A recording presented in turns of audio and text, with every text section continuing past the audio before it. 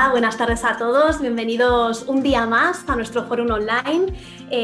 Me presento, mi nombre es Sara Infantes, formo parte del equipo de comunicación de Experience Madrid y bueno, estoy encantada de estar esta tarde con vosotros presentando los miércoles de Anaya Turing, una sección que nos acompaña desde el pasado mes de octubre y que hoy retomamos después del parón de las Navidades. Y bueno, lo que queremos es invitaros a recorrer el mundo de la mano de Anaya y de sus últimos lanzamientos editoriales. Y hoy lo que os proponemos es descubrir y conocer parajes naturales, monumentos, poblaciones que no son muy conocidos, pero que no por ello carecen de interés o de belleza, sino todo lo contrario. Además tienen el atractivo añadido de que los encontramos muy cerquita nuestro. Y bueno, hoy tenemos la suerte de contar con su autor, con Francesc Ribes y con Laura López, que es la editora de esta guía, que es Rutas para descubrir la España vacía. Y bueno, ya les tenemos por aquí. Buenas tardes, Laura, Francesc. ¿Podéis aparecer? Hola, ¿Qué buenas tal? tardes. ¿Cómo estáis? ¿Cómo estás? Bienvenido. Hola Sara, ¿qué Muy tal? Buenas bien. tardes, ¿cómo estás? Lo primero de todo, daros las gracias por estar esta tarde con nosotros presentando esta maravillosa guía. Y bueno, me gustaría, para no robaros mucho tiempo, que sabéis que nunca sobra, explicar brevemente a los espectadores en qué consiste la dinámica de la presentación. Y bueno, yo ahora os dejaré con Francesc y con Laura, pero estaré muy atenta a la presentación y sobre todo a todos aquellos comentarios y preguntas que queráis dejar en nuestro chat. Lo podéis encontrar en la parte inferior de vuestras pantallas, aparece un icono donde pone chat y nada, simplemente pincháis en ese icono y ahí podéis escribir todas las dudas que queráis, todos los comentarios, porque yo dentro de unos 40 minutitos, 40-45 minutitos, me volveré a unir a Francesc y a Laura y les haré llegar todas esas preguntas y dudas que queráis hacerles. Así que nada, yo os dejo con la presentación y nada, desearos un buen viaje por la España vacía. Hasta dentro de unos minutos. Muchas gracias, Sara. Muchas gracias, Sara. Bueno, quería yo antes de nada agradeceros a vosotros, a B Travel Brand, otra vez por darnos la oportunidad de Anaya Turing en esta época de pandemia en la que no hay presentaciones de libros, darnos la oportunidad de presentaros las últimas novedades que hemos sacado y bueno, y gracias a Francesc por estar aquí hablando de su libro. Antes de nada, Francesc, lo que te quería comentar, quería felicitarte porque tu libro ha sido el libro de viajes más vendido estas Navidades y bueno, quería un poco que me comentaras cómo lo ves, si te ha sorprendido este éxito que ha tenido tu libro. Sinceramente, hombre, uno cuando escribe siempre espera que tenga mucho éxito su libro. Lo que ocurre es que bueno, el mercado es como es y siempre hay un factor de incertidumbre muy elevado. Yo sabía que era un tema que interesaba a mucha gente y probablemente el encierro que nos hemos visto obligados estos meses pues haya incrementado ese interés por la España que tenemos a nuestras espaldas. Entonces, bueno, evidentemente me alegro muchísimo de que el libro se esté vendiendo tan bien y dar las gracias a todos aquellos que se interesan que se han interesado en este libro, lo han comprado y a todos los que participan en esta presentación, claro. Porque es evidente que tienen un interés en un tema que nos inquieta y nos preocupa como es España vacía.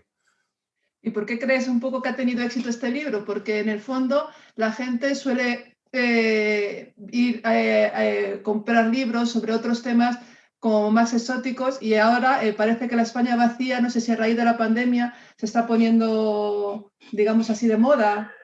Yo creo que, evidentemente, es un tema del que se está hablando bastante desde hace 4 o 5 años, desde que Sergio Molino acuñó el término España vacía, que yo creo que no es de todo justo porque vacía no está ni mucho menos, pero sí es verdad que es una España muy desconocida, muy poco habitada y que ahora, ¿por qué interesa más? Bueno, hay que tener en cuenta que también que la mayoría de españoles viajan en su propio país. Esa es la realidad. Entonces, hay otros muchos que, bueno, que se viajan a la costa, que viajan a zonas muy cercanas y que ahora han tenido la oportunidad de informarse o conocer más algo que tienen realmente cerca de su casa en muchos casos.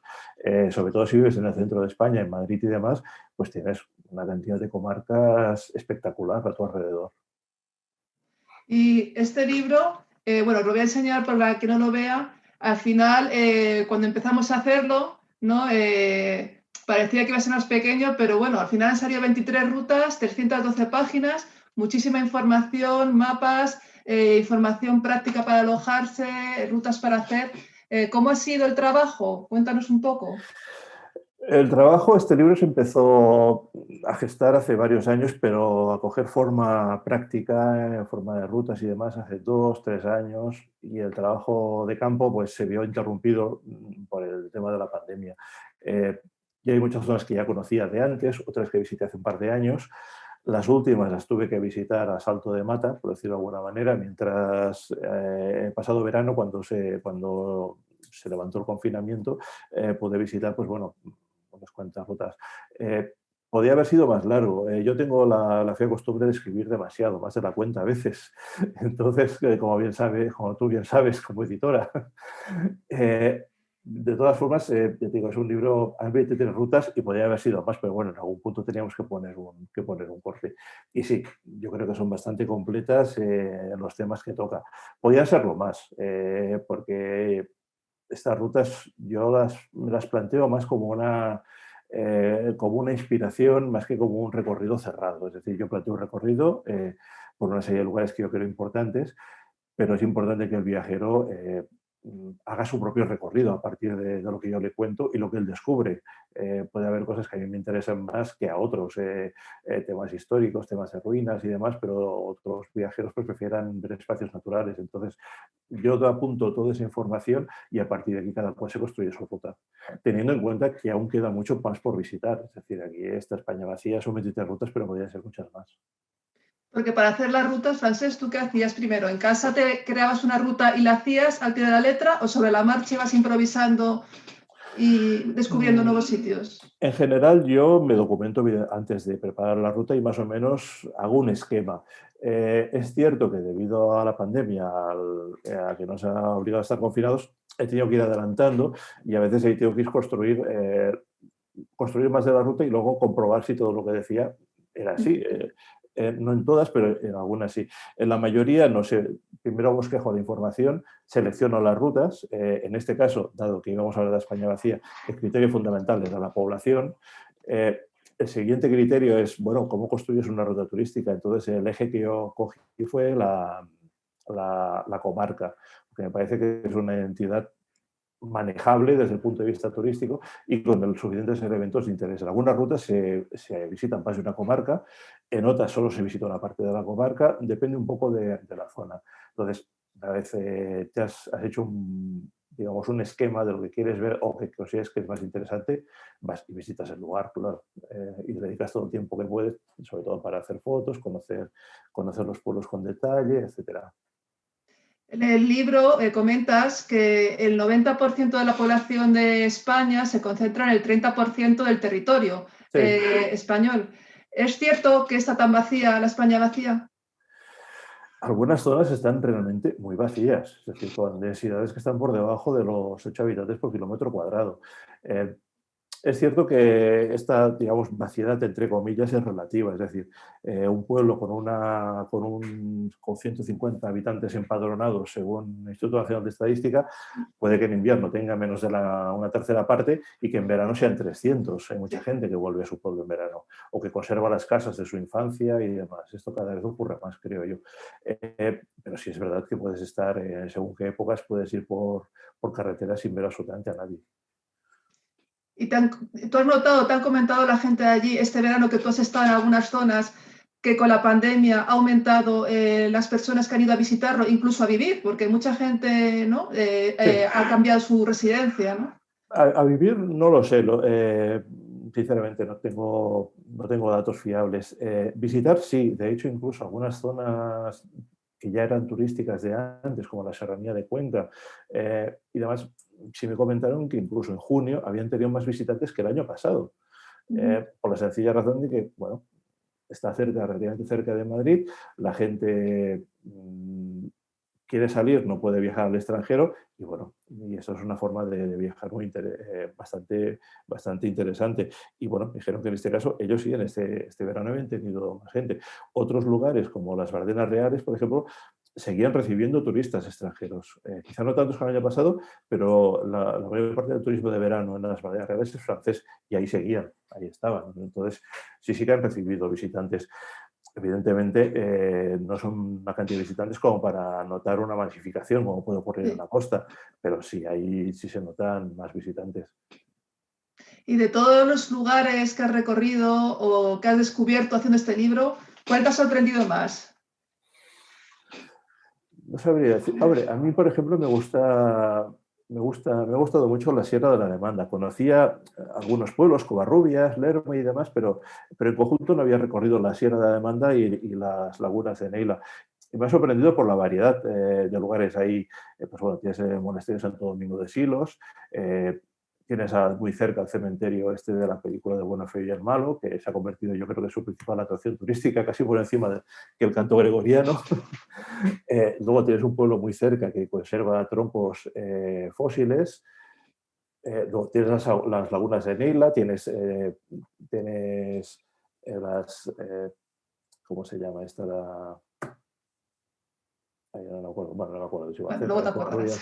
Sí, bueno, tienes muchos sitios muy variados. Atapuerca, eso es lo que no me acordaba. Puedes visitar el Museo de Atapuerca, bueno, tienes un montón de sitios por ver. A mí la verdad es que haciendo este libro contigo, con la edición gráfica, buscando las imágenes y leyendo los lugares, he descubierto un montón de sitios que no conocía. Y me ha sorprendido la cantidad, ¿no?, de zonas naturales preciosas que tenemos y que nadie conoce prácticamente, ¿no? De todas las que has visto, así, ¿alguna especial que la Serranía de Cuenca es espectacular. Yo la había visitado hace años, pero bueno, no la recordaba tan frondosa como la he visto ahora. Y también toda la zona de la comarca de Molina, de Aragón. Muy verde, zonas muy verdes, ¿no? Que siempre pensamos que son zonas áridas, ¿no?, y secas. No, es que España es más verde de lo que parece. Sí. Tenemos zonas desérticas muy concretas, pero realmente España es muy verde. Es muy llana en la zona de en La Mancha, pero en el resto es un país muy montañoso y muy verde. También es cierto que muchas zonas que se despoblaron luego fueron repobladas de forma voluntaria por el gobierno de la época, con repoblaciones de pinos y demás, de bosques, y a veces pues ha sido la propia naturaleza que ha reconquistado terrenos baldíos. Es decir, que ya no tenemos rebaños de ovejas como antaño para limpiar los bosques. Sí. Y con la gente local que te has ido encontrando, ¿qué te comentaban cuando te veían y les decías que estabas escribiendo un libro sobre la zona? ¿Se sorprendían? Sí, lo cierto es que yo no suelo comentar lo que ando haciendo, más que nada para no alterar, digamos, el ecosistema y también porque, bueno, me gusta hablar con cierta naturalidad. Sí se interesan cuando ven a alguien en muchos pueblos pues, que no suelen ver turistas o no ven pues, muchos coches pasar por ahí. Entonces, sí se sorprenden, pero bueno, también es verdad que desde hace unos años saben que hablan de ellos. Sí, ¿no? Y lo que sí te plantean realmente son sus quejas, que son muchas y variadas y que se pueden resumir en falta de buenas comunicaciones, desatención por parte de los gobiernos, etcétera, etcétera. Y no les falta razón a la mayoría, creo yo. ¿Y alguna anécdota que te haya pasado haciendo el libro que nos puedas contar? Una cosa, bueno, en alguna carretera que nos paramos a hacer fotos, que dejas el coche ahí a un lado y demás, y bueno, se paró algún coche preguntando si nos pasaba algo. Nos estamos fotografiando el paisaje, nada más. Pero no hemos sufrido ningún accidente ni nada, porque no estábamos muy acostumbrados a ver gente haciendo fotos por ahí, por esos sitios. Y ahora que dices de las carreteras, también haciendo el libro con nuestra compañera Mercedes, que se encargaba de la cartografía, mucho de lo que ponías son carreteras que no están asfaltadas, que son caminos, ¿no? Muchas veces te tienes que salir de, bueno, las que hay asfaltadas muchas veces son mal asfalto el que hay, carreteras secundarias muy malas, y luego ya tienes que salir a caminos, ¿no?, de tierra. Y bueno, en los mapas hemos intentado reflejar todas las rutas, pero es cierto que allí tienes que ir con GPS muchas veces, ¿no?, para no perderse. Tienes que ir con GPS y mapa de papel y no fiarte ciegamente de Google Maps, porque te llevas alguna sorpresa. Nosotros, de hecho, nos metimos en una pista de tierra bastante tremendita, pensando que era una carretera que nos llevaría a un puerto y resulta que estábamos subiendo a la montaña y la carretera está muy por debajo de nosotros. Hay que ir con cuidado. Sí, incluso hemos descubierto alguna carretera que existe, Sí. asfaltada, pero que no aparece en los mapas. Sí. También Sí, ocurre. porque sorprende, ¿no? Porque estás en Sí. España y en el fondo te crees que todas las cartas son iguales y llegas a ciertas zonas en las que la comunicación es muy mala, las indicaciones y parece mentira, ¿no? Que todavía pase eso. Sí, ocurre y de hecho, digo, en algún caso, creo que, si no recuerdo mal, para ir a los restos de esta ciudad romana de Ercábica, que miran al pantano de Buendía, eh, bueno, había una carreterita que no figuraba en el mapa. Es decir, siguiendo el mapa teníamos que dar una vuelta bastante espectacular y no realmente pudimos llegar. Y a la inversa, Google Maps te dice que llegues a determinados sitios siguiendo esa carretera y es un pedregal. Eso ocurre también. Pero bueno, esto forma parte de la aventura, porque en estos sitios, desde luego, has de ir en coche. Sí, Y mejor sí. si vas en 4x4. Luego, para la gente que nos escucha, bueno, quería comentarles que Francesc es autor de más libros nuestros, de Anaya Turing, y es experto, especialista en libros de vinos y gastronomía. Y quería preguntarte, en esta zona de la España vacía, ¿hay buenos sitios para comer, para hospedarse? ¿Qué tal la experiencia? Sí, para hospedarse sí, siempre hay buenos sitios. Otra cosa es que, bueno, que algunas zonas lleguen a popularizarse o que vayas en pleno mes de agosto cuando pueda haber el máximo de gente y no encuentres plazas en algunos hoteles rurales y demás. Pero fuera de semanas puntuales, casi siempre encontrarás una casa rural donde alojarte. En cuanto a restaurantes, sí, casi siempre lo que hay es cocina tradicional. Hombre, si eres un poco dado a comer proteína animal, como es mi caso, pues te puede costar comer poco porque se tiende a servir muchísima carne, en la mayoría de sitios matanza y demás. Pero bueno, en general se come bastante bien en todas Y a partes. cambio entiendo, Sí. aunque también se encuentran productos de más calidad, ¿no? Todo el producto Sí. de la huerta y todo, ¿no? La carne. eh, Sí, eso, claro, el problema de muchos de estos pueblos, sí, bueno, eso es muy contradictorio, porque algunos de estos pueblos, como no tienen tienda y demás, y dependen de que 1 o 2 veces por semana les vayan a servir la comida y demás, pues tampoco te creas, a veces cuesta encontrar algunos productos. Aquellos que pueden disponer de huerto propio sí se pueden encontrar cosas muy interesantes. Aquellos pueblos que la gente conserva sus propios huertos y demás, puedes encontrar verduras, variedades de verduras y demás poco habituales, que no es lo habitual que ves todos los días en el mercado. Pero bien, en general se come bastante, no tengo queja, se come bastante bien. Y en aquellas zonas que tienen producto vinícola, pues también se bebe bien. Luego en el libro también das un dato Sí. que en la España vacía la media de edad es muy alta, ¿no? De la más alta de España, superior a los 50 años. Es cierto, ¿no? Es difícil encontrarte con niños o gente joven. Sí, en algunos pueblos sí, es muy difícil. Y algunos pueblos realmente se han esforzado por atraer gente que se instale, que sean matrimonios con hijos, etcétera, etcétera, más que nada porque hay un mínimo de niños para tener abierto una escuela. Entonces, en el momento que cierras una escuela y la tienda de ultramarinos, ese pueblo empieza a morir, sobre todo cuando cierras la escuela. Algunos hacen muchos esfuerzos incluso para mejorar, digamos, su patrimonio arquitectónico, además, como Yanguas, unas tierras altas de Soria, que es una comarca realmente preciosa y muy poco visitada y muy poco habitada. Y ese pueblo, pues sí, ha empezado, si no recuerdo mal, hace un año así, consiguió reabrir la escuela y demás, y va teniendo cada vez, pues bueno, se va manteniendo, por Sí. decirlo de alguna manera. Pero vamos, es muy complicado sobrevivir según qué circunstancias. Luego, quería comentar contigo, estas Mm. últimas semanas, a raíz del tema de Filomena, ¿no? Madrid, ¿no? Que se ha quedado bloqueada y ha salido en todas las noticias y no había más noticias, ¿no? Que Madrid bloqueado. Bueno, yo también que tengo un pueblo en la España vacía, en la zona del Alto Tajo, allí es normal, todos los inviernos se quedan bloqueados por la nieve, es normal esto, ¿no? Las cañerías se congelan y bueno, nunca es noticia, ¿no? Ujú. Hombre, yo comentaba hace unas semanas en una librería que me enviaron un cuestionario y demás, que en esta época que dónde se podía ir. Y, hombre, en esta época, antes de salir, mira el parte meteorológico, antes de que llegara Filomena. Y efectivamente llegó Filomena y se demostró. ¿Qué ocurre? Bueno, si tú miras los vídeos informativos, parece que eso haya nevado en Madrid. Sí. Cuando, bueno, nevó en media España, donde nieva cada año, en el Triángulo del Frío o el Triángulo del Hielo que llaman, que es Calamocha, Molina de Aragón y Teruel, ahí se reclutan las temperaturas más bajas de España. Y claro, o sea, ya las noticias que había llegado a menos 25 grados, digo ya, es que llegaron a menos 30 en alguna ocasión también. Y hace un frío que pela. Entonces, esa gente sufre cada año estas mismas nevadas, raramente piden la declaración de zona catastrófica y, bueno, aguantan como pueden, porque evidentemente en esta época pocos visitantes reciben, ¿no? Por no decir ninguno. Sí, luego es una zona que aparte de todas las limitaciones que tiene, todo el tema de comunicaciones, de wifi, ¿no? De redes, el móvil, ¿no? Que cobertura tienes cada poco tiempo, se te va, te viene. Todo eso, claro,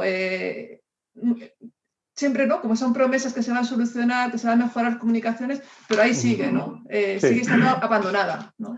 Sí, y además, esto que te comentaba de la realidad de los medios de comunicación, de que parece que solo nevará en Madrid, es un poco, explica un poco por qué se desconoce esa España vacía, porque es que realmente se habla muy poco de ella. Es decir, ni siquiera cuando merecería ser noticia, pues siempre hay otras noticias más importantes.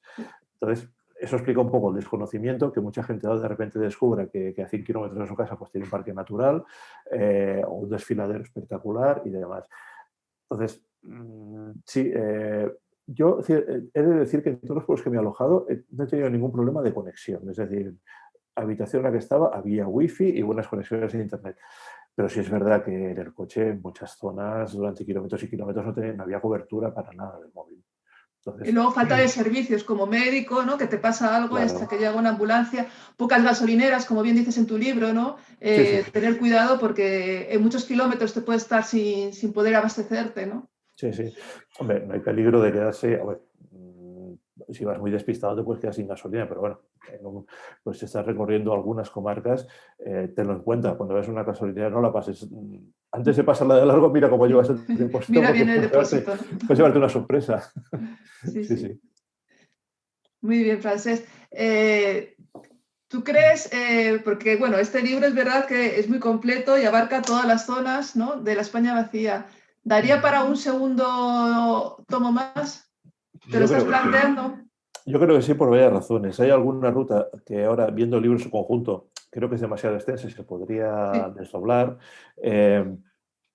También porque veo, como ya he dicho antes, he escogido las zonas menos pobladas y estas fundamentalmente se concentran en dos partes, en lo que es la raya, la frontera de España con Portugal, desde Orense hasta prácticamente Andalucía. Y ahí están comarcas muy poco habitadas y muy envejecidas, las más envejecidas de España. Y luego lo que se denomina Serranía Celtibérica, que es una franja de territorio que va prácticamente desde La Rioja hasta el interior de Castellón. Entonces, la mayor parte de la ruta se concentra en esas dos áreas. Pero es cierto que hay muchas otras comarcas donde se pueden registrar, o sea, escasamente habitadas, como puede ser el interior de Andalucía, el norte de Burgos, interior de Cantabria, interior de Asturias, incluso en el interior de Cataluña y demás, se podrían encontrar otras zonas quizá más pequeñas o quizá no tan extensas, pero que sí dan para hacer una ruta y encontrar suficientes atractivos naturales como para visitarlas. ¿Tú crees que corre el riesgo de que en un futuro se pueda masificar ciertas zonas que aparecen en el libro, que ahora están que son menos visitadas y que a raíz de que más gente la visite pierden parte de su encanto? Bueno, eso es un viejo debate en la filosofía del turismo, más que por la saturación, la autenticidad. Es decir, un sitio cuando pierde autenticidad por recibir muchos visitantes, bueno, probablemente. Pero si se empobrece y deja de estar habitado, también pierde todo su encanto y toda su autenticidad. Albarracín, que es el pueblo más bonito de España cada año, tras año, y recibe un montón de visitantes en agosto, ha perdido su autenticidad. Bueno, es evidente que la mayor parte de los habitantes del pueblo viven del turismo y no viven de la agricultura, pero las casas son las que son, entonces... También no hay mucho riesgo de que se creen infraestructuras turísticas, hoteles en un principio, ¿no? Lo que hay para alojarse son más casa tipo casa rural, ¿no? Más... Sí, hombre, se podría dar el fenómeno de lo que ocurre en los Pirineos, cerca de esas estaciones de esquí, que en los antiguos pueblos de montaña, de piedra y pizarra, pues de repente han crecido un montón de casas al lado mimetizadas, porque son de piedra y pizarra, pero que en realidad son bloques de apartamentos, Sí, sí, sí. que están vacíos la mayor parte del año, además. Entonces, hombre, esto puede llegar a ocurrir. España es muy extensa, me cuesta pensar en ello que ocurra. Ni siquiera, por ejemplo, Albarracín, ya te decía, que es un pueblo con una cantidad de visitantes espectacular, bien preparado para ello, con parques para autocares y demás, pero está en una comarca, la Sierra de Albarracín, que está vacía. O sea, la densidad de habitantes es bajísima. Yo he estado en pleno agosto y te puedo asegurar que no te cruzas con nadie durante horas. La verdad es que Teruel es una de las grandes desconocidas, ¿eh? Sí. Porque tiene lugares espectaculares. Es que ¿no? Cuando veías las manifestaciones, ¿no? De Madrid, de Teruel existe, ¿no? Pero es que es cierto que tiene lugares muy bonitos y que la gente no llega. Además, no hay autovías, ¿no? En Teruel no hay, está un poco abandonada, ¿no? Y olvidada. Sí, a ver, hay una autovía, la llamada autovía mozárabe, que es sorprendente porque es una autovía bastante nueva, pero que tiene un firme que parece de 50 años. O sea, es entrar en esa autovía y empezar a temblar todo el coche, ¿no? El firme es horrible. Y sí, aunque las carreteras, bueno, no están mal, hay que ir con cuidado, pero no están mal. Pero efectivamente, Teruel, el interior de Teruel, Soria y Guadalajara, Cuenca, son 4 provincias llenas de rincones espectaculares, pueblos en los que te pararías en cada pueblo a hacer fotos y bueno, llena de espacios naturales impresionantes. Entonces, a mí me sorprende, incluso sabiendo cómo funciona esto, que la gente es desconocida y demás, y dices, ¿cómo es posible que esto no esté lleno de gente? O sea, o cómo es posible que yo esté en el castillo de Peracense, que parece un castillo de Juego de Tronos, que Sí. está por ahí por los votos universales, y esté el 15 de agosto y haya 10 personas. Sí. O sea, y además que son del pueblo de al lado, porque saben, lo que te decía antes, nunca está del todo vacía y estos lugares de España sí son conocidos, pero por la gente que vive cerca. Pero claro, no son muchos, Claro. tampoco. Luego te quería preguntar, Francesc, mira, nosotros en Anaya Turing, ya sabes, ¿no? Tenemos muchos autores y cuando hablas con ellos, muchos te confiesan que cuando hacen una guía de viajes, siempre se guardan algo que les gusta mucho para que no se conozca, ¿no? O sea, escriben y siempre hay algún lugar favorito que siempre tienen duda, ¿lo pongo o no lo pongo, no? ¿Tú eres de esos autores que se guardan algún lugar que te gusta? No, sinceramente no. Sí, sé que hay autores que lo hacen, lo entiendo, pero yo no lo entiendo, sinceramente. ¿No? Entonces prefiero compartir. Si veo un sitio realmente que me interesa, que me ha gustado mucho, lo que me tengo es que reprimir para no dedicarle más espacio del que le tengo que dedicar. Sí, sí. Sí, sí, me parece que lo suyo es compartirlo, hombre. Puede que haya sitios, no sé, todavía no he conocido un sitio que no mejore con unos cuantos visitantes. Muy bien, Francesc. Bueno, no sé si la gente, bueno, todavía hay tiempo. Sí. No sé si quieres contar algo más del libro o alguna historia Hombre, más. lo que sí, yo creo que es un libro, evidentemente es una guía de viajes, pero es un libro yo creo que en parte es para leer. A mí no me gusta ceñirme solo a lo que ves en la ruta, describir Sí, monumentos y espacios y demás, sino que me gusta contar alguna historia del lugar. Para mí como autor es también más divertido. Y también porque cuando estás ahí en el sitio, pues de alguna forma conectas con una historia antigua, con una historia de otra época que todavía es visible. Ocurre cuando vas a los restos de una ciudad romana poco conocidos y poco visitados. Bueno, tan poco visitados como que no hay nadie para enseñártelos, los descubres por tu cuenta, o en espacios naturales. Y luego, pues bueno, cuando ves, por ejemplo, en tierras altas de Soria, en las comarcas aledañas, que hace 5 siglos eran tremendamente ricas, porque ya había rebaños de miles de ovejas. Cuando España tenía monopolio de la oveja merina, dices, quedan rebaños muy pocos y además sí, no son para lana, son para carne todavía. Y dices, con lo que ha sido esto, ¿no? ¿Y cómo está ahora? O sea, se mantienen las estructuras, ves palacios, todavía ves casas blasonadas, pero dices, esto en otra época debió ser algo espectacular de ver. sí. Sí, sí. Luego te quería preguntar, Francesc, bueno, yo sé que estás ahora con proyectos nuevos. para escribir. ¿Con qué temática te sientes más a gusto? Escribir sobre guías de un lugar en concreto, sobre gastronomía, vinos, ¿o te gusta variar? A mí me gusta variar. Es cierto que tengo cierta tendencia, porque es lo que más he escrito sobre turismo del vino. Y además empecé a escribir cuando prácticamente tenías que ir a las bodegas a explicarles qué demonios era el enoturismo. Ahora ya todas ya lo saben, pero en ese momento muchas no sabían de qué les estaba hablando, vamos. Ni se planteaba que fuera gente a visitar bodegas.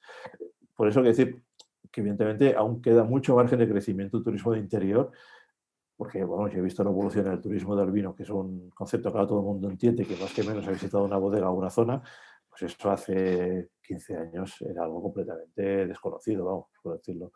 Eran muy pocas las bodegas que se podían visitar. Eso es una temática que a mí me gusta mucho. Me gusta mucho, más que el turismo gastronómico, el origen de los productos. Donde se producen los productos con derivación de origen, variedades desaparecidas y demás, este tipo de cosas me interesa muchísimo. No sé si eso tiene suficiente interés turístico como para sostener un libro, una guía, pero a mí es un tema que me interesa muchísimo, más que nada porque hay variedades o que se están recuperando o que están a punto de perderse. Y que si no se pierden es por 4 locos que están dispuestos a salvar esa verdura, esa raza de cerdo ibérico o lo que sea. Interesante. ¿Y qué te quería comentar, Francesc? A ver, es que se me acaba de ir ahora mismo la pregunta. Has ido hablando y ya no me acuerdo qué te iba a decir. Yo puedo seguir hablando si quieres. Sigue hablando, que ya me vendrá. Como te comentaba, me gusta contar historias. Entonces, en el libro hay rutas en las que se cuentan historias que yo creo divertidas, como el nombre de la Siberia extremeña, que es básicamente porque se sentían a principios del siglo pasado, a principios del siglo XX se sentían tan aislados porque no tenían tren como ocurría en la Siberia, que les estaban construyendo todo la siberiana, y es curioso que un siglo después sigan sin tener tren esa pobre gente. Muy bien. No deja de ser curioso. Pues no sé si, creo que aquí había Sara, no sé si ahora mismo estaba viendo preguntas por el chat que estoy viendo. Bueno, lo primero de todo, daros la enhorabuena por ese exitazo de ventas, ¿no? Tanto a Francesc como autor, como a ti, Laura, todo el trabajo de producción, de toda la gestión que conlleva el hacer una guía así. Y bueno, la verdad es que, como bien decías al principio de la presentación, quizá yo creo que es un libro súper útil, sobre todo en los tiempos que corren, ¿no? Que yo creo que todavía nos va a llevar un tiempo el salir de viaje a otros destinos que no sean dentro de España. Incluso, bueno, ahora la cosa está un poquito complicada, pero yo me imagino que más adelante, aunque sea en primavera, verano, ya podremos hacer alguno de estos recorridos. Y yo creo que es súper útil y súper interesante tener un libro así Ahora que hablas eso me ha venido la pregunta, Sara, que se me había ido por completo. Mi pregunta era, Francesc, si tú eras optimista con la vuelta del viaje, porque nosotros hemos notado, pues, ¿no? Igual que BD Travel Brand, cómo ha caído, ¿no? El tema del turismo. ¿Crees que cuando pase esto todo se normalice un poco, va a volver como antes o ya la gente va a viajar con más precaución? Yo creo, como antes, va a ser muy difícil porque ya teníamos un problema de masificación que había levantado no pocas quejas. No hay que olvidar que España es el segundo país más visitado del mundo. Recibimos más de 80 millones de visitantes al año en el año 2019, después de Francia, y por delante de Estados Unidos, de China o Italia. Entonces, esto es difícil de gestionar. Entonces, yo creo que ese futuro, evidentemente, quien tiene un negocio que vive del turismo sí quiere que ese futuro vuelva. Pero bueno, ya veremos. Esta pandemia, por desgracia, se va a llevar muchos negocios por delante. Parece inevitable, vamos, porque el verano que viene no será de plena... Ya creo que todos tenemos claro que no será yo creo que mejor que el anterior.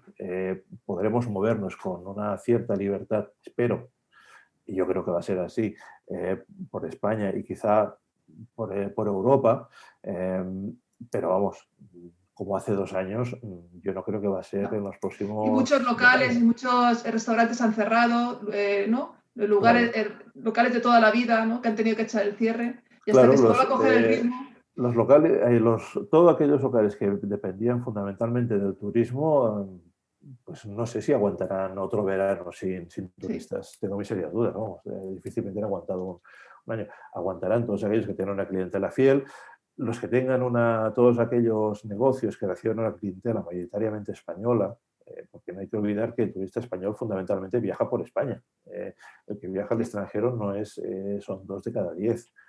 Entonces, bueno, todos esos locales, esos pueblos y esos restaurantes y hoteles y demás, yo creo que sobrevivirán. Aquellos negocios en zonas rurales que fundamentalmente viven del turismo, pues también lo van a pasar muy mal. Aquellas familias que tienen una casa rural, pero que al mismo tiempo tienen sus tierras, tienen su ganado y demás, bueno, más o menos van trampeando. Estos sobrevivirán, claro. Pues sí, esperemos que la situación poco a poco mejore y que dentro de poco podamos empezar a movernos con mayor libertad. Si bien va a ser complicado llegar al nivel de hace un par de años, pero bueno, poquito a poco ir cogiendo ritmo y siempre hacia adelante. Y bueno, yo quería preguntaros alguna cosita que, bueno, de las rutas o destinos que hayas tenido que descartar, Francesc. ¿Cuál ha sido el que más rabia te ha dado el no poder incluirlo en la guía? Más que descartar es que no he llegado. Es decir, yo he hecho todas las rutas que tenía planteadas hacer. Es lo que he incluido en el libro. Lo que pasa es que luego vas viendo, incluso sobre el terreno, y dices, esto podría hacerlo más largo y demás, pero bueno, hay un momento que tienes que cortar, porque si no, el libro acaba siendo una enciclopedia y no es plan. Entonces, sí creo que debería haber incluido más zonas del interior de Andalucía y una zona que a mí me encanta, que tengo especial debilidad, aunque la conozco poco y supongo que por eso me interesa especialmente, que es el norte de Burgos, las Merindades, todas esas comarcas me interesan mucho, aunque es cierto que no son las más despobladas. Pero bueno, si hubiera podido, hubiera buscado la excusa para incluirlo en la guía y no descarto hacerlo. Y luego me imagino, Francesc, que por esas zonas no te habrás encontrado mucho extranjero, ¿no? ¿Es difícil encontrarse turistas? No, bueno, ya te digo, en las Bardenas Reales sí había mucho turismo francés. En el resto, no, prácticamente muy poco. Quizá en Albarracín encuentras los pueblos más conocidos si encuentras, pero en el interior de Teruel, Guadalajara y demás, prácticamente... Bueno, miento, en Alcarria sí llega... parte del turismo que llegaba a Madrid sí llega a la Alcarria. Aunque este verano, yo lo he visto todos los años, este verano desde luego yo he visto muy poco, por no decir ninguno, pero igualmente es que había muy poco turismo. Me hace gracia ahora que has hablado de las Bardenas Reales, porque yo las visité hace como unos 3-4 años y bueno, le preguntábamos a un lugareño de un pueblo que no recuerdo bien el nombre y le decía, oh, en las Bárdenas, ¿qué tal? Pues yo qué sé, por mantener un poco conversación con el dueño del bar y dice, si eso es un secarral, si ahí solo van los franceses, eso no tiene interés. Y la verdad es que a mí me parece un lugar espectacular.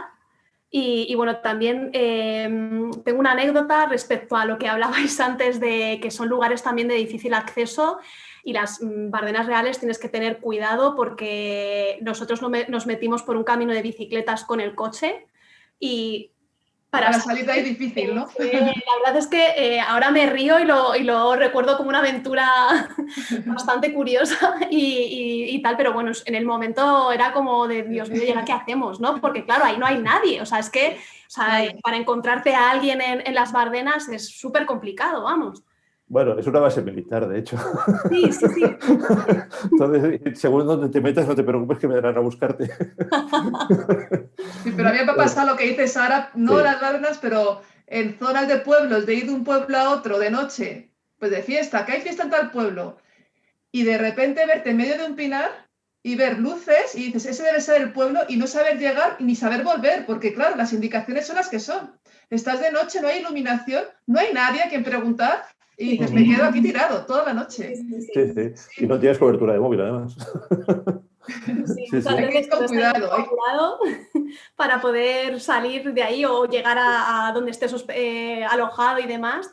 De hecho, Olga García Bueno, nos preguntaba la pregunta que he hecho yo antes, que también eso, de alguna zona que no hubierais incluido en la guía que habría merecido la pena de mencionar en el libro. Y luego también nos dice eso, que muchas veces es verdad que los propios habitantes de estas zonas que no valoran la riqueza paisajística que hay en los lugares que habitan, ¿no? Puede ocurrir porque lo han visto toda la vida, incluso a Sí. veces lo que es un parque natural habían sido tierras de cultivo. Y los más viejos del lugar incluso lo recuerdan con cierto rencor, porque esa repoblación de pinos y demás, pues empujó a la gente a irse, por no hablar de los pantanos que negaron pueblos, que ese es otro Claro. tema, que ahí hay mucha historia. Entonces, sí, es verdad, algunos pueblos no valoran su propio patrimonio. Hombre, aquellos que conservan una generación más joven, yo creo que sí lo valoran. ¿Me aparece algún pueblo abandonado en el libro? Se citan unos cuantos. Yo, sinceramente, no soy muy partidario de visitar, de señalar pueblos abandonados, más que nada porque prefiero que la gente vea la vida que todavía hay. Entonces, estéticamente, los pueblos abandonados dan mucho de sí para fotos y demás, pero como sitios para visitar, pues tampoco, porque para empezar, si te metes en según qué iglesias, corres peligro de que se te caiga algún techo encima, si es que les queda techo. Tienen cierto encanto melancólico, pero bueno, yo algunos los he citado, pero prefiero centrarme en aquello que está vivo, es decir, donde los habitantes de la zona, los vecinos de la comarca, están apostando para mostrar a la gente sus valores naturales, ya sea por interés astronómico, porque son reserva de la biosfera, porque tienen centros de interpretación, porque tienen museos, etcétera, lo que sea. Prefiero resaltar eso. Porque me parece ¿En las oficinas también... de información turística es recomendable ir, tal información, o no están muy desarrolladas las rutas por estas zonas? Sí, a ver, a la oficina de turismo sí es recomendable ir. Es de decir que nosotros la mayoría las encontramos cerradas por la cuestión de la pandemia. Y en alguna se nos quedaron mirando, preguntándose qué demonios hacíamos ahí, que se nos habían perdido. Pero bueno, yo sí recomiendo ir a las oficinas de turismo. Algunas funcionan muy bien. Por ejemplo, la de las Bardenas Reales es muy buena. Da muchísima información, te enseñan ahí donde puedes ir y donde es mejor que no te metas y demás. Otras, pues bueno, ya te digo, este verano la mayor parte de instalaciones estaba cerrado. Estaba todo cerrado en algunos casos incluso habiendo visitantes. Había visitantes y demás, y gente que podía haber visitado la oficina de turismo. Y algunas estaban funcionando, estaban abiertas sin pensar que por ahí podía pasar nadie. Entonces, pero bueno, yo sí recomiendo ir. Las rutas, la información que poseen, pues depende un poco de la zona. Pero vamos, en general, la información básica o lo fundamental para moverse por determinada comarca, sí es una información que te dan. A partir de ahí, hombre, pues cada uno puede buscarse sus aventuras. También es verdad que son un tipo de zonas turísticas muy adecuadas para el senderista o para el ciclista de montaña. Entonces, estos, claro, elaboran sus propias rutas, se meten en lugares donde la mayoría, en coche no te puedes meter, desde luego, y llegan a descubrir muchos más lugares de los que descubres, pues bueno, haciendo las rutas clásicas en coche. Y Francés, ¿cómo ves el futuro de la España vacía? O sea, ¿el futuro crees que va a ir a mejor? Yo cada vez conozco más gente que se está yendo a vivir a pueblos y a estas zonas. Gente joven con niños está apostando por un turismo más rural, más tranquilo, en contacto con la naturaleza. ¿Es posible que sea el futuro más que el Sí, turismo, de gente que vaya a vivir ahí, se monte sus negocios, ahora que empieza a llegar el wifi, las redes, se puede teletrabajar? sí, a ver, el turismo es una ayuda, creo yo, pero fundamentar la recuperación solo en el turismo, yo creo que es muy peligroso, primero, porque podría, no sé, prestarle autenticidad o quitarle el alma al pueblo, y segundo, es volátil, como estamos viendo. Es un negocio que de repente puede desaparecer de un día para otro, como hemos visto en este último año. Entonces, hombre, es una ayuda, yo creo que es importante para dar a conocer una localidad, pero creo que si tiene un futuro la España vacía será basándose en otro tipo de negocios, en recuperar la agricultura extensiva, porque ese es otro problema que tenemos en las ciudades, que vivimos de espaldas al mundo rural y no sabemos de dónde viene lo que comemos. Es decir, no sabemos si los garbanzos que comemos vienen de Salamanca, vienen de dónde vienen, o vienen de Missouri, como ocurre con la mayoría de los casos, o sea, o las lentejas, si son pardinas o de dónde son. Entonces, ese tipo de cosas yo creo que es importante que la gente sepa de dónde viene lo que come, porque viene de la España vacía, casi todo, de la España rural. Entonces, yo creo que eso sí tiene futuro. Y evidentemente, la mejora de las comunicaciones, a mí, por ejemplo, yo trabajo desde casa y solo necesito una buena conexión a Internet para trabajar, entonces sí, yo podría vivir. También hay que tener en cuenta que la gente, sí es verdad que muchas veces está yendo a vivir al campo y yo creo que muchas experiencias serán exitosas, otras no, porque hay que tener en cuenta que el campo tiene otra sensibilidad muy distinta a la urbana. Entonces, pues determinados Pero es cierto, temas... Francesc, Sí. mientras que hacía tu libro, estaba también haciendo el de Rutas por la España industrial, ¿no? El patrimonio industrial. Sí. Y ahí se hablaba, a veces, claro, había zonas que aparecían en ambos libros. Y hablaba también, era muy interesante, ¿no? El patrimonio arqueológico industrial, cómo en esas zonas antes había industria y claro, ahora, pues por distintos temas, globalización o lo que sea, muchas fábricas han cerrado, o las minas, ¿no? En ciertas zonas, ¿no? De León, Asturias, que antes había vida, ahora ya no hay pueblos mineros, entonces toda esa población se ha ido y es muy difícil recuperarlas si no hay ese tipo de industria, ¿no? Claro, hombre, las zonas mineras lo tienen complicado porque la industria del carbón evidentemente va de capa caída y acabará prohibiéndose por una cuestión de medioambiental fundamentalmente y por agotamiento de los recursos también. Luego, claro, depende de la zona, pero sí es verdad que incluso ahora nos hemos dado cuenta con la pandemia de que nos faltaba mucha industria y resulta que en España solo fabricaban máscaras en un pueblo que se llama Béjar, que es un lugar también conocido por los aficionados a recoger setas y trufas.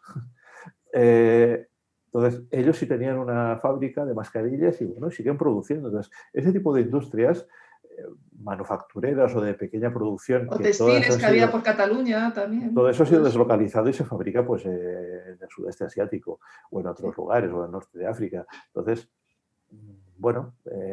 si se podía recuperar, no lo sé. Si vale la pena, hombre. O reinventarse, ¿no? Se tendrán que reinventar con otro tipo de negocios. Sí, o recuperando productos o materias primas que tengan un valor añadido y la gente esté dispuesta a pagar algo más por ello. Entonces, eso sí, pero bueno, es un trabajo que costará tiempo y necesitará mucho apoyo por parte de las administraciones. Sí. No sé, Sara, ¿hay alguna pregunta más? ¿Hay alguna pregunta más? No tenemos ninguna más porque las que teníamos las hemos hecho. Ya las acabáis de responder vosotros. Así que nada, no sé si queréis hacer algún comentario. Laura, ¿tenéis en mente el hacer una próxima guía de la España vacía? Hombre, yo, si Francesc se anima y con el éxito que está teniendo el libro, un segundo volumen estaría mal, más adelante. Yo estoy dispuestísimo. O sea que sí que... lo bueno de España es que hay sitios para escribir. Ahí seguimos sacando libros y con Francesc, que está en otro proyecto ahora, y bueno, de ahí estamos... Pues nada, desde aquí alimentándonos todos, ¿no? Un poco. Desde aquí os animamos a que lo hagáis, que yo creo que daría para varios. Sí. No solo para me sorprende que nadie diga, ¿y por qué no has visitado tal zona? ¿No le he preguntado a nadie? No. Un poco. Eso es que son de ciudad todos los que se han conectado. Pues nada, daros las gracias por este magnífico trabajo que habéis hecho. Animaros a sacar más títulos de la España vacía, que todavía quedan cositas por conocer y más rutas por hacer. Animar a todo el mundo a que vaya a las librerías, a que consuma estos libros. Y nada, invitaros a que sigáis viendo nuestros eventos en el Fórum Online. La próxima presentación que tenemos junto a Naya es el 10 de febrero y vamos a presentar las islas griegas y Creta, algo muy, muy diferente a lo que hemos tratado hoy, así que os invitamos a todos a que os apuntéis y participéis. Y nada, Laura, Francesc, muchas gracias y nada, gracias a vosotros. Muchas gracias a vosotros. Gracias, Sara. Otro día. Gracias, Sara.